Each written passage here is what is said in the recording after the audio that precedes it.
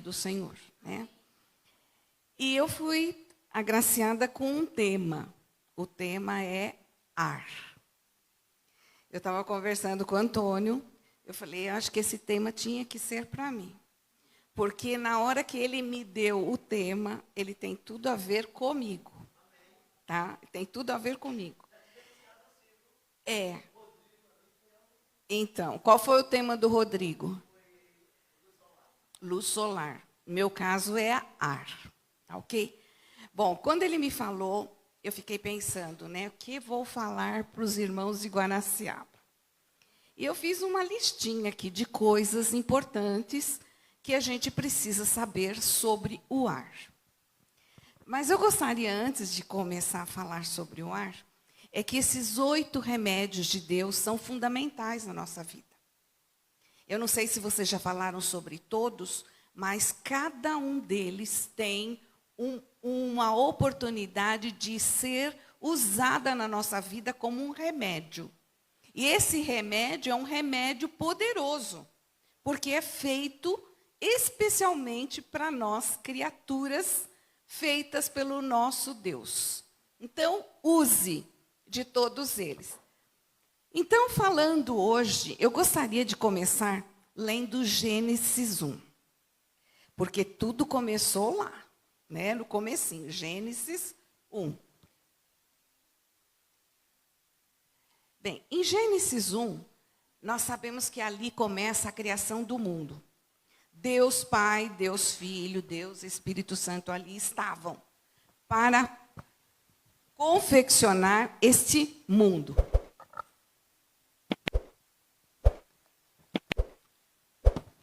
Nós vamos ler aqui o verso 3 que diz assim: Deus disse, haja luz, houve luz. E viu Deus que a luz era boa, e fez separação entre a luz e as trevas. Chamou Deus a luz dia, e as trevas noite. Houve tarde e manhã o primeiro dia, e disse-lhe Deus, haja firmamento no meio das águas, separação entre as águas e águas. E fez, pois, Deus o firmamento e a separação entre águas debaixo do firmamento e águas no firmamento, e assim se fez. E chamou Deus o firmamento céus, e houve tarde e manhã e segundo dia. Quando a gente fala em céus, nós lembramos do ar que envolve toda a nossa terra. E que nós, um dia, faremos uma viagem por este ar todo. Ultrapassaremos todas as fases da atmosfera para chegarmos à nossa nova moradia. Mas, continuando, ele diz assim, produz a terra, no verso 11 agora, ervas que deem sementes, árvores frutíferas que deem fruto, segundo a sua espécie, cuja semente esteja nele sobre a terra. E assim se fez. E a terra, pois, produziu relva, ervas, dando semente segundo a sua espécie, e árvores que davam fruto, cuja semente estava nele conforme a sua espécie. E viu Deus que era bom. Houve tarde e manhã, terceiro dia. E aqui eu quero dar uma pausa. Quando Deus criou as plantas, as árvores, elas não viveriam sem ar.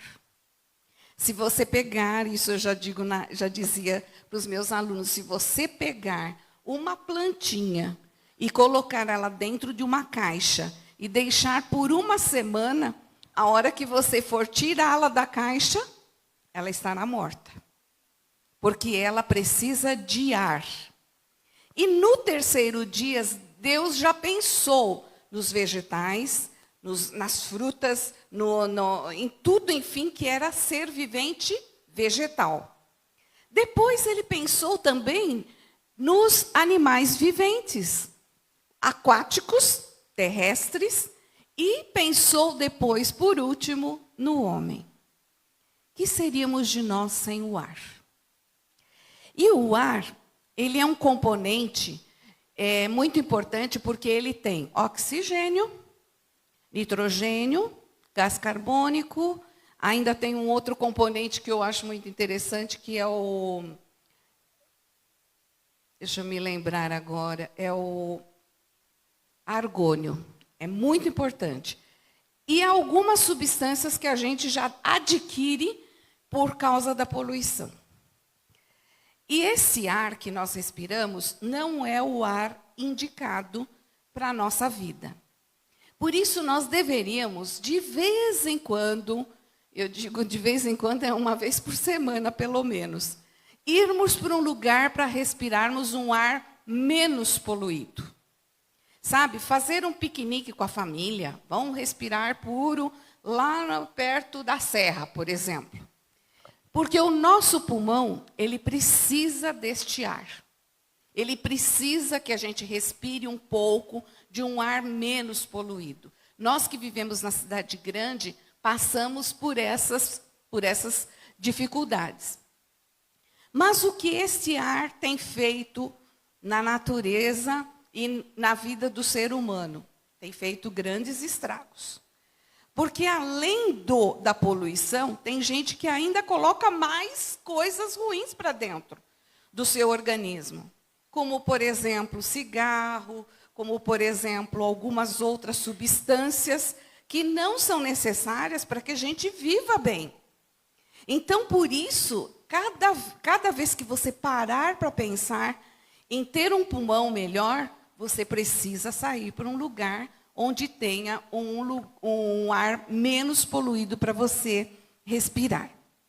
Bom, continuando, aí tem alguns conselhos, né, que estão no livro Ciência do Bom Viver. A nossa casa deveria ser bem ventilada. É interessante que a gente pensa em fechar tudo, né?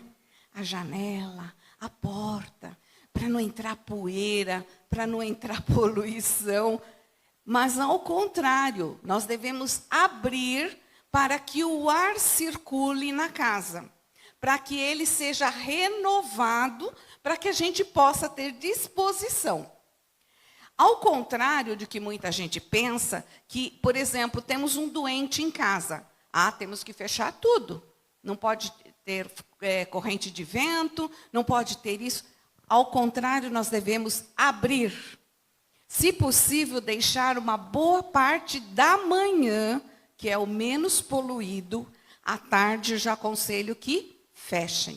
Porque na parte da manhã, o ar está menos poluído e ele deve circular normalmente dentro da nossa casa. Outra coisa que é muito importante é o nosso quarto. Vocês já pararam para pensar que nós devemos dormir com o quarto, num quarto arejado, limpo, que ele tenha também o mínimo de coisas possíveis. É importante a gente frisar isso. Tem gente que acumula muita coisa dentro do quarto. Tem que ter o mínimo de coisas possíveis. E até plantas nós não deveríamos deixar dentro do quarto. Porque é justamente no período da noite que ela faz a fotossíntese e o ar do nosso quarto vai ficar carbonizado. Então, plantas, flores, tudo fora do nosso quarto, no período da noite. Durante o dia, quer enfeitar, coloque lá. Mas durante a noite, não devemos ter as plantas dentro do nosso quarto. No livro Ciência de Bom Viver ainda fala outra coisa, que nós deveríamos evitar de colocar dentro do nosso quarto coisas que tivessem um perfume ou um cheiro muito forte. Às vezes tem gente que coloca aromatizante nos lençóis, em excesso, né? Ou mesmo no quarto, inseticida. Tudo isso nós não deveríamos fazer no período em que vamos dormir. Se tivermos que fazer isso, é sempre no período da manhã. Depois que ficou bem arejado, tudo deve ser, então, aberto e depois fechado, mas nunca usarmos próximo do horário de dormir. Bem, respirar. Vocês pararam para pensar agora? Como é difícil você pensar em respirar? Você está respirando, você não parou para pensar, eu estou respirando.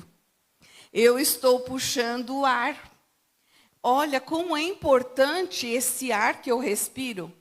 Você já parou para agradecer a Deus pelo ar que você respira? E você não paga nada, nenhum tipo de imposto. Mas esse ar, ele é fundamental para a nossa vida. E continua ainda dizendo, um dos conselhos que eu vi, eu já uso isso há muito tempo, mas que no Vida e Saúde estava comentando, que nós deveríamos, à noite também, lavar o nosso nariz com soro fisiológico. Pegar uma seringa, encher de soro, colocar na parede da nossa narina, lavar para sair, porque dentro do nosso nariz vai ficar o quê? Todas as toxinas estão lá. E você vai dormir com elas, você vai tomar banho, não sai. Então, você deveria usar uma lavagem do nariz para que ela pudesse ser totalmente limpo e você ficar imune de certas doenças que são adquiridas pelas vias respiratórias. Então, isso é muito importante. E o exercício respiratório? Esse ninguém lembra de fazer. O exercício respiratório deveria ser justamente no período da manhã. E o movimento deveria ser o seguinte, você abrir o braço, os dois braços, e respirar. Encher o pulmão e segurar um pouco. E depois soltar para você ter o seu pulmão mais forte, mais fortificado, né? E eu fui aprendendo ao longo, né, da minha vida algumas coisas com relação aos exercícios respiratórios. Mas, mais precisamente, no ano passado, eu fui acometida do Covid. E a primeira coisa o primeiro sintoma que eu tive foi falta de ar. Comecei com uma falta de ar, comecei com uma canseira, isso no período do meio-dia para a tarde. À noite fui ao médico, já fui internada e já fui para a UTI, porque 50% do meu pulmão já estava paralisado. E aí começou a minha luta com o ar. E aí já fui para o oxigênio, e os dias foram passando, e eu ali na UTI, e foi diagnosticado um dos Covids assim, mais severos. E aí eu fui entubada, e fiquei 16 dias na intubação. Durante esses 16 dias que eu fiquei entubada, eu tive hemorragias, precisei tomar muito sangue. Depois de algum tempo, depois dos 16 dias entubada, o meu pulmão paralisou totalmente, 100% tomado pelo Covid. E aí eu fiquei respirando por aparelhos. E muitas igrejas oraram por mim. E pediram, clamaram, para que Deus fizesse um milagre na minha vida. E assim foram aqueles 16 longos dias. Depois, os mais 5 que eu fiquei respirando por aparelhos. E depois ainda tive que fazer a traqueostomia. Porque nem os antibióticos estavam resolvendo o meu problema. E assim foram 2 meses de internação. Até que eu pude ter alta e ir para casa. Mas o problema não era esse. O problema é que eu fui para casa sem poder, sem saber andar mais, não conseguia manter o meu corpo em pé, não sabia comer, não sabia fazer mais nada, não tinha movimentos. Depois de 60 dias, você perde totalmente a massa muscular e perde também os movimentos. Aí eu tive umas enfermeiras que começaram a trabalhar comigo e uma fisioterapeuta. E essa fisioterapeuta começou a me ensinar a andar. Agora eu entendo como é difícil para uma criança aprender a andar. Como é difícil para uma criança aprender a comer. Como é difícil para uma criança falar, porque até o falar eu tive que aprender novamente. E Deus estava ali em cada momento. E o meu pensamento, quando o Luiz e o grupo estavam cantando, a Ivonete, vocês cantaram o meu verso predileto, que diz: entrega os teus caminhos ao Senhor, confia nele, e o mais ele fará. E foi isso que ele fez na minha vida. Eu entreguei a minha vida para Jesus. Porque no momento em que eu estava já desenganada pelos médicos, e o pastor Rafael esteve lá e fez a minha unção. E eu sabia que aquela unção seria para a vida ou para a morte. E foi aquele momento em que eu disse: Senhor, a minha vida está nas tuas mãos. Seja feita a tua vontade. Se o Senhor acha que eu devo ainda fazer alguma coisa pelo Senhor, se o Senhor acha que eu ainda devo ter uma missão a cumprir, que o Senhor restaure a minha vida. E ali entreguei a minha vida ao Senhor. E depois disso passou tudo isso que vocês acabaram de ouvir. Mas o mais importante não era isso, que quando eu voltei para casa, eu ainda voltei com oxigênio. E permaneceram 5 meses comigo. 5 meses respirando com oxigênio. Até que um dia eu falei: Senhor, agora chega, né? Isso aqui não está fazendo bem, eu preciso respirar por mim mesma. Mas o meu pulmão não respondia. E assim foi o trabalho todo, trabalhando, a minha fisioterapeuta trabalhando com a restauração do meu pulmão. Hoje eu tenho 60% do meu pulmão. Ainda tenho 40% para ser trabalhado, e segundo a minha pneumologista, ainda vai levar uns 2 anos para recuperar. Mas eu estou feliz, porque eu falo, eu ando, eu dirijo, eu já faço tudo. Canso um pouco quando tem que ser uma subidinha, né? Mas estou feliz e grata a Deus pela restauração da minha saúde.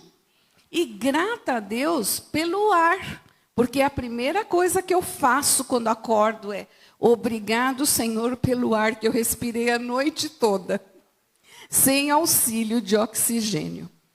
Então, nós temos que ser gratos a Deus pelas coisas que o Senhor tem feito.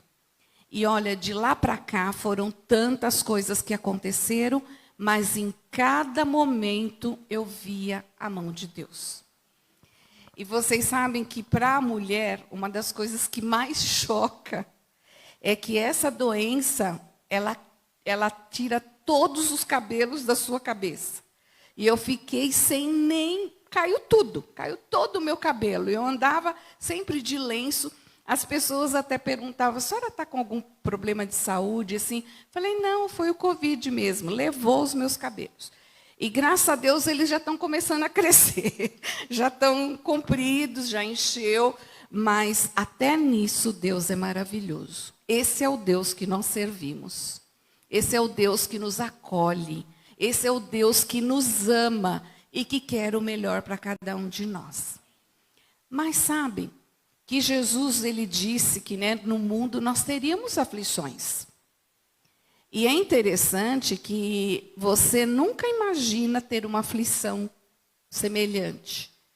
Porque a gente vê, eu vi as coisas acontecendo, e eu tenho um irmão, né, que morava lá em Manaus, agora atualmente está aqui em São Paulo, mas lá foi tão grave o problema de oxigênio, que as pessoas morriam porque não tinham ar para viver. Não tinham cilindros de oxigênio. E foi trágico aquilo. Quando eu fiquei sabendo, eu já imaginei que ali também seria o meu caso. Mas o hospital tinha, graças a Deus, oxigênio suficiente. Mas é uma luta constante que as pessoas passam quando tem uma doença semelhante a essa. Mas uma coisa é certa: não cai um fio da cabeça da gente sem que o Senhor não saiba. Não falta nada ao cristão que ama ao Senhor. Ele dá sempre a resposta certa, no momento exato. E em Romanos, eu gostaria que você abrisse aqui a Bíblia em Romanos, no capítulo 12. Romanos 12, verso 1 e 2.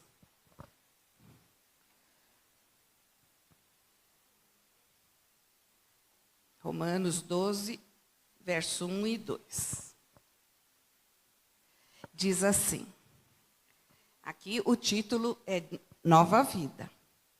Rogo-vos, pois, irmãos, pelas misericórdias de Deus, que apresenteis o vosso corpo como por sacrifício vivo, santo e agradável a Deus, que é o nosso culto racional. E não vos conformeis com este século, mas transformai-vos pela renovação da vossa mente, para que experimenteis qual seja a boa, agradável e perfeita vontade de Deus. Quando nós temos esses remédios de Deus na nossa mão, é para que a gente tenha vida, para que a gente tenha saúde, para que a gente tenha disposição. E eu ouvi da minha médica ela dizer o seguinte, porque quando ela foi fazer um questionário, no final, antes de eu ir embora, ela perguntou, você já bebeu? Eu disse, nunca bebi. Você já fumou? Nunca fumei. Como é sua alimentação? Falei, minha alimentação é saudável, é frutas, legumes, castanhas. E fui enumerando. E ela me disse assim, sabe por que você venceu? Porque você obedece às leis de Deus da saúde. Então, isso é uma coisa fantástica, porque Deus quer que a gente tenha saúde. E isso é agradável a Deus. Nós somos o templo do Espírito Santo. Nós somos a casa que Deus quer morar no nosso coração e na nossa mente. Mas Ele também, Ele quer que nós preservemos a nossa saúde para que nós possamos testemunhar a outras pessoas o que Ele faz e o que Ele fez. Eu sei que Deus, Ele tem propósitos para a vida de cada um de vocês que estão aqui. Não se preocupem se em algum momento você tiver que passar pelo vale da sombra da morte, porque o Senhor vai estar lá contigo. Você vai sentir a mão de Deus te buscando, te trazendo de volta à realidade e à vida. Por isso é muito importante a gente ter sempre na nossa mente as promessas de Deus. E eu digo com muita alegria, quantas promessas o Senhor colocou na minha mente durante esse tempo que eu não podia pegar a Bíblia para ler, que eu não podia pegar o inário para cantar, mas eles estavam todos guardados na minha mente. E é isso que você precisa fazer, meu irmão e irmã. Lembrar das promessas de Deus. Essas promessas que nos dão força para a caminhada, que nos levarão para a eternidade. E eu creio que nós estamos vivendo agora os últimos momentos da volta de Jesus. Nós estamos muito mais próximos da volta de Jesus do que há um tempo atrás. Hoje é visível, hoje a gente pode sentir que Deus está já nos preparando para esse grande evento da sua volta. É importante também a gente estarmos preparados para isso. Quem não lê, quem não estuda, quem não tem momentos com Deus, não terá momentos muito felizes mais à frente. Porque são essas promessas que nos erguem, nos seguram, nos deixam confiantes na caminhada. Porque a nossa igreja triunfará. É esta igreja que o Senhor virá buscar. É a igreja dos remanescentes. É a igreja que quer te ver cada dia mais unida aos pensamentos do Senhor. E eu digo mais, esse mês é um mês especial. É o mês da primavera, né? É o mês dos batismos. E eu estou muito feliz porque nós já começamos lá as nossas festas da primavera.